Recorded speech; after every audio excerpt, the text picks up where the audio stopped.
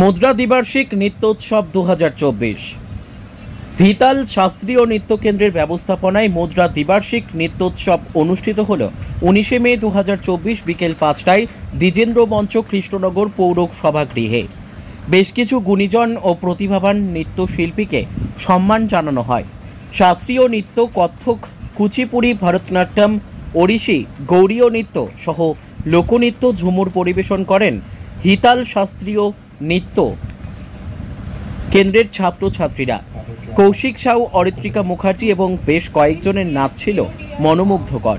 সবশেষে পরিবেশিত হয় নৃত্যনাট্য চিত্রাঙ্গদা। কেন্দ্রের পরিচালক নৃত্যগুরু আজিম শেখ সকলকে ধন্যবাদ জানান।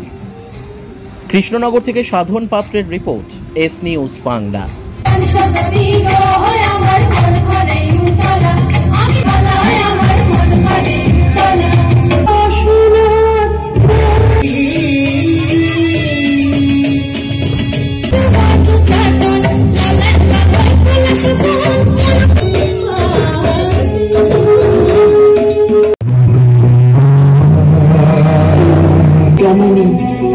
পঞ্চস্বর ব্রহ্মচর্য